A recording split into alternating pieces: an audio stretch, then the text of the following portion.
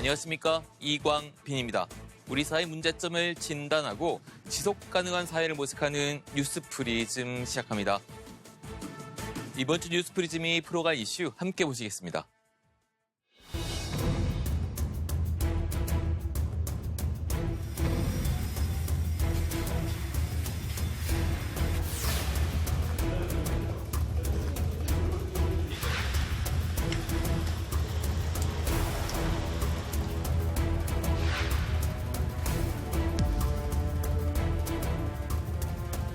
전기차 화재가 어느 정도 났었고 그 원인이 과충전인지 아니면 그 전기차 그 배터리 그를 포장하고 있는 게 뜯어진 건지.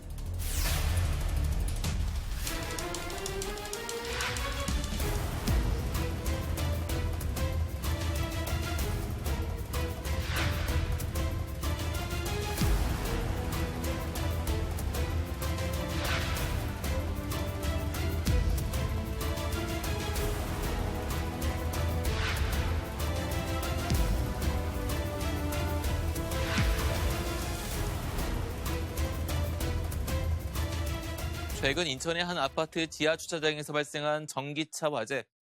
국내에서 발생한 전기차 화재로는 가장 큰 피해를 낸 사례로 기록됐는데요. 이딴 전기차 화재로 안전에 대한 불안감이 전국적으로 확산하고 있습니다. 전기차 화재에 대한 대응책과 갈등 양상 살펴보겠습니다. 먼저 한웅희 기자입니다. 지난 1일 인천 서구의 한 아파트 지하 주차장. 순식간에 번진 불은 차량 87대를 태우고 783대를 그을린 뒤 8시간여 만에 꺼졌습니다. 주민 800여 명은 한여름 난데없는 피난 생활을 해야만 했습니다. 불이 난 차량은 중국 파라시스사의 배터리가 탑재된 벤츠 전기차. 지하 주차장에 스프링클러까지 제대로 작동하지 않으면서 국내 전기차 화재 중 가장 큰 피해가 발생한 사례로 남았습니다. 전기차 화재의 진화가 어려운 건 하부에 탑재되는 리튬 배터리 탓입니다. 닷새 뒤 충남 금산의 한 주차타워에서 발생한 전기차 화재 역시 일반 장비로는 불을 끌 수 없다는 걸 여실히 보여줬습니다. 소방대원들이 차 아래쪽을 향해 물을 뿌리는데도 불길이 잡히지 않습니다. 2차 열폭 시작. 대원들 안전을 위해서 진압하겠고요. 국산 배터리를 탑재한 기아 전기차에서 충전 중 불이 난 건데 다행히 추가 피해 없이 진화됐습니다. 리튬 배터리는 불이 나면 고온과 함께 불길이 지속되는 열폭주 현상이 일어나 내연기 간차보다 진화 단위도가 훨씬 높습니다. 2018년 3건에 그쳤던 전기차 화재는 해마다 늘어 5년 사이 24배나 증가했습니다. 전기차 안전에 대한 우려가 높아지면서 인천 연수구에서 열린 모의 진화교육에는 주민 수백 명이 몰렸습니다. 전기차 화재 상황을 가정해 우선 물을 뿌리면서 최대한 열을 식힌 뒤 일사불란하게 질식 소화 덮개를 덮습니다. 곧바로 물이 새지 않는 이동식 특수수조를 차량 위로 씌운 뒤 물을 채워 배터리를 식힙니다. 소화기 역시 리튬 배터리 전용 소화기를 사용해야 하는 등 전기차 화재 진화를 위해선 특수 장비가 필수입니다. 전기차 화재라고 그 지령이 내려오는데요. 저희가 오늘 시연 드렸던 이런 전문적인 장비들을 추가 차량을 배치해서 거기에 장비를 싣고 같이 출발해서 바로 진입을 시도할 수 있도록 하고 있습니다. 하지만 소방 차량이 진입하기 어려운 지하 주차장의 경우 전기차 화재에 취약할 수밖에 없습니다. 연기로 시야 확보가 어려운 상황에서 배터리 손상을 막기 위한 보호장치까지 있어 진화가 더 어려운 게 현실입니다. 하부 관창이나 다른 진압 장비로 전기차 밑에 물을 뿌려도 쉽게 진화가 되지 않습니다. 왜냐하면 그 물이 그 배터리까지 도달을 해야 되는데 그러기에 사실 어려운 실정이고요. 이딴 전기차 화재로 전기차 관련 안전 문제들이 수면 위로 떠오른 가운데 대책 마련이 시급하다는 지적이 계속되고 있습니다. 연합뉴스TV 한웅입니다.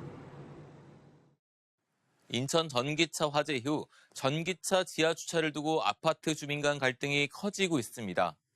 전문가들도 전기차를 지상으로 옮겨야 한다고 하지만 쉬운 문제는 아닙니다. 차승은 기자가 상황을 짚어봤습니다. 갑자기 주차돼 있던 전기차 차체에서 연기가 뿜어져 나오고 폭발과 함께 치솟은 불길이 손쓸 새도 없이 주변으로 옮겨 붙습니다. 인천 전기차 화재에 놀란 건 정전과 단수 피해까지 본 해당 아파트 주민뿐만은 아닙니다. 전기차 차주와 아파트 등 공동주택 주민들이 지하주차장에서 발생한 전기차 화재의 위험성을 절감한 겁니다. 지하주차장은 밀폐된 특성 탓에 전기차 화재 발생 장소 가운데 가장 위험한 곳으로 꼽힙니다. 지난 10년 동안 지하주차장에서 발생한 자동차 화재는 600여 건. 이 중 절반 이상은 전기적 요인으로, 통상 전기적 요인으로 인한 화재는 전기차에서 많이 발생합니다. 그런데 이번 화재가 부른 이른바 전기차 포비아는 새로운 님비 현상을 낳으면서 사회 문제가 되고 있습니다. 전기차 충전 시설을 지상으로 옮겨야 한다는 주민들의 요구가 빗발치는 가운데 일부 아파트에서는 아예 지하 주차장에 전기차 출입을 금지했습니다. 경기도의 한 아파트에서는 주민과 전기차 차주 간 다툼으로 경찰이 출동하는 사태까지 벌어졌습니다. 전문가들은 위험성만 따지고 보면 초기 진입이 수월한 지상 주차가 바람직하다고 보고 있습니다. 노상에다가 주차하는 것이 아니고 주차 시설을 갖춰야 되겠죠. 지상에다가도 루프탑을 올린다든지 그렇게 주차 시설을 갖춰야 됩니다. 하지만 현실적으로 전국의 전기차 60만 대를 한꺼번에 지상으로 올리는 건 불가능하고 또 요즘 같은 폭염에는 지상 주차가 화재에 더 취약할 수 있다는 반론도 있습니다. 결국 소방 안전규제 강화가 현실적 대안으로 거론됩니다. 스프링클러만 잘 설치돼도 대형 화재를 막을 수 있는 만큼 전기차 충전소에 소방 안전 설비 설치를 의무화해야 한다는 겁니다. 스프링클러 헤드라든지 소화기, 또 옥내 소화전, 소화 질식포 이런 다양한 소방 시설들이 설치가 되어서 안전성이 확보돼야 할. 관련 법안들이 지난 21대 국회에서 수차례 발의됐지만 제대로 논의되지 못한 채 모두 폐기됐습니다. 최근 인천 화재를 계기로 22대 국회에서 여야가 다시 부랴부랴 법안을 발의했지만 임기 내 무사히 통과될지는 미지수입니다. 연합뉴스TV 차승은입니다. 전기차. 정부가 보조금까지 지급하면서 판매를 장려해왔습니다. 우리나라뿐만 아니라 주요 선진국들이 보조금 정책을 실시하고 있는데요. 지구온난화에 대응하기 위해선 내연 기관차에서 전기차, 수소차 시대로의 전환은 거역할 수 없고 거역해서도 안 되는 흐름이기 때문입니다. 2015년 독일에서의 이른바 디젤 게이트와 이로 인한 유럽연합의 자동차 배출가스 규제 등은 전기차 시대로의 전환을 촉진하는 계기가 됐습니다.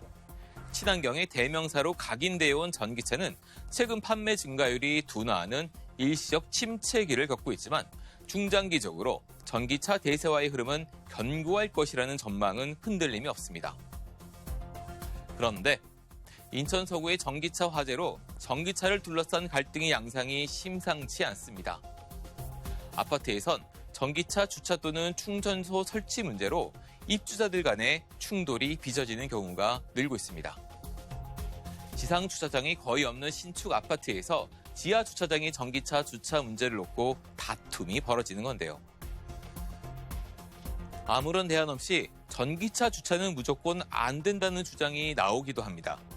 실제 일부 오피스텔 등의 건물에서는 전기차 주차를 거부하는 일이 벌어지고 있습니다. 서울시가 전기차의 배터리 잔량이 90%를 넘어서면 지하 주차장 출입을 막는 대책을 추진하는 것과 관련해서도 전기차 차주들의 불만이 제기되고 있습니다. 90%라는 충전 기준을 설정해 전기차주에게 모든 피해를 떠넘긴다는 식의 비판이 나오는 건데요. 온라인에선 예비 살인마나 다름없다 등의 전기차주를 비난하는 글들이 난무합니다. 불필요한 갈등 유발은 줄이고 현실적 대책과 기술적 개선에 더 힘을 쏟아야 할 시점이 아닐까요? 인천에서 화재가 난 전기차에는 중국 파라시사의 배터리가 사용됐습니다. 소비자에게 다소 낯선 회사 제품이어서 배터리에 대한 불안감도 커졌는데요. 배터리 정보를 밝히는 실명제는 물론 전 생애주기 이력을 관리할 시스템이 필요하다는 지적입니다. 김수강 기자입니다. 올해 상반기 국내 전기차는 60만 대를 돌파해 공식 통계가 시작된 2017년 이후 7년 만에 24배가량 성장했습니다. 전기차 전환이 수년 사이에 빠르게 진행되면서 배터리와 관련된 제도 정비도 최근에서야 본격화하는 모습입니다. 해외에선 핵심 부품인 배터리 정보 공개가 추세입니다. 중국은 2018년부터 배터리 이력 추적 플랫폼을 통해 제조사 정보를 공개하고 미국도 부분적으로 캘리포니아주에서 2026년부터 배터리 라벨링을 통해 제조사와 용량 등의 정보를 제공해야 합니다. 다만 전기차 화재를 낳은 배터리 결함이 배터리의 제조 및 이송, 주행과 충전, 충돌 등 어떤 과정에서 발생하고 화재로 이어졌는지 규명하기 어렵다는 목소리도 있습니다.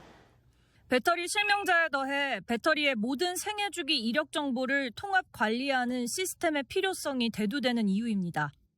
배터리 제조사를 공개한 것만 가지고 모든 정보를 알 수는 없거든요. 어느 공장에서 생산됐는지도 중요한 포인트가 될 수 있습니다. 좀 더 다양한 정보가 고객에게 알려져야 되지 않을까 이렇게 보고 있습니다.